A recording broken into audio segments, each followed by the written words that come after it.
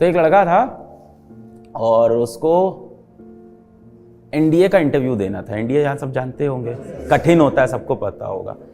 तो एनडीए का इंटरव्यू देना था और वो केरल से निकला देहरादून के लिए। देहरादून में था इंटरव्यू। बड़े गरीब घर का बच्चा था, पैसा भी नहीं था उसके पास, 18-19 साल का था, आप जैसा एकदम। तो उसकी बहन ने बोला कि मैं अपने कंगन बेच देती हूँ और इससे जो पैसे आएंगे इससे टिकट करा के चले जाना। कंगन बेचने से इतने ही पैसे आए कि एक तरफ का टिकट हो पाया, दूसरी तरफ का हो नहीं पाया। और एनडीए में यदि आप सेलेक्ट हो जाओ तो आने जाने का आपको पैसा वापस मिला। तो उसको पूरा भरोसा था कि मुझे आने जाने का पैसा मिल जाएगा। वो पहुंचा, ठीक है, उस बच्चे को पायलट बनना था, तो गया भाई देहरादून में एनडीए के इंटरव्यू में और रिजेक्ट हो गया। कॉमन सी बात है, बहुत टफ होता है।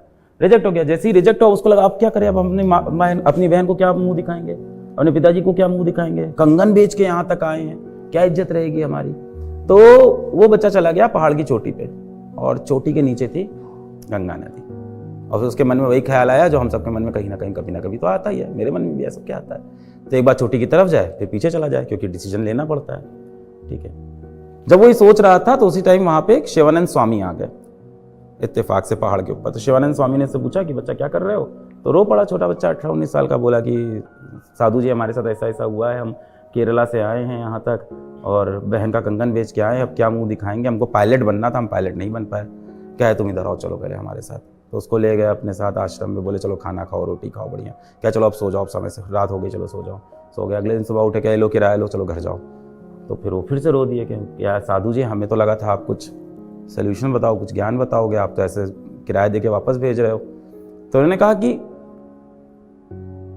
तुम पायलट आज इसलिए नहीं बन रहे हो क्योंकि भगवान ने तुम्हारे लिए कुछ बहुत बड़ा प्लान कर रखा है। तो बंदा प्लेन उड़ाना चाहता था, फिर उसने मिसाइल उड़ाई। डॉक्टर एपीजे अब्दुल कलाम साहब। सो बी पेशेंट। लोग उस बैकग्राउंड से निकल के जीवन में बहुत कुछ कर रहे हैं।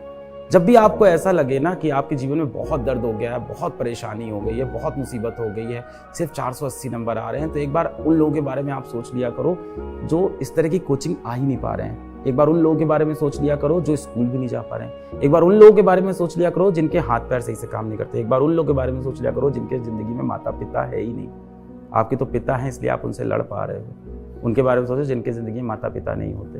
वो बच्चे समय से पहले बड़े हो जाते हैं, बहुत मैच्योर हो जाते हैं, दिमाग से बहुत मैच्योर हो जाते हैं। क्या ये अच्छा है? नहीं, अच्छा थोड़ी है, अच्छा थोड़ी है। वो अपने जीवन का वो मजा ले ही नहीं पाते, मेंटल पीस मिल ही नहीं पाता है। तो कई बार ऐसा होता है भगवान ने हमें इतना कुछ दिया है, हम उसके लिए थैंकफुल नहीं होते। हमेशा हम कंप्लेन करते रहते हैं कि मेरी जिंदगी में अभी ये कमी है, अभी ये भी कमी है, ये भी पूरी कर दे भगवान, ये भी पूरी कर दे भगवान। खाली हाथ आया है तू, खाली हाथ जाएगा, लास्ट में शरीर भी तेरा नहीं रहेगा भाई। तो कई बार जितनी चीजें जिंदगी में मिली उसको लेके खुश रहो। जिस प्रॉब्लम को आप बता रहे हो मैं समझ रहा हूं, प्रॉब्लम आपकी बहुत बड़ी है। मैं बस ये कह रहा हूं चोटी पे खड़े होकर एक बार नीचे देखो, लोगों के पास कितनी बड़ी बड़ी प्रॉब्लम है। शायद उसको देख के तुम्हें लगे कि आपकी प्रॉब्लम थोड़ी सी कम है। देखो जिसके 480 आ रहे हैं उसको लग रहा है 500 क्यों नहीं आ रहे, इसके 500 आ रहे हैं उसके 550 क्यों नहीं आ रहे, 550 आ रहे हैं तो 660 क्यों नहीं आ रहे, 660 आ रहे हैं तो 720 क्यों नहीं आ रहे। तो किसी की इच्छाएं कभी खत्म नहीं होती है, ये हमेशा इंसान के मन में रहता है।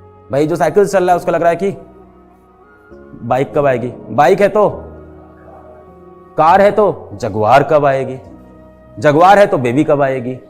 तो चाहत इंसान की कभी खत्म नहीं होती है। तो इंसान के पास जितना है उसके लिए सबसे पहले भगवान से आपको शुक्रमंद होना चाहिए कि इंसान के रूप में आपको पैदा किया। सबसे बड़ी बात, आपको क्षमता दी है जीवन में कुछ भी हासिल करने की। Life is going to be very beautiful from here on. अगर 2013 में 12 में मैं गिव अप कर देता तो ये ब्यूटीफुल लाइफ मुझे नहीं मिलती है। लाइफ आगे बहुत ब्यूटीफुल होने वाली है, थोड़ा सा आपको वेट करना पड़ेगा जीवन के ब्यूटीफुल होने का।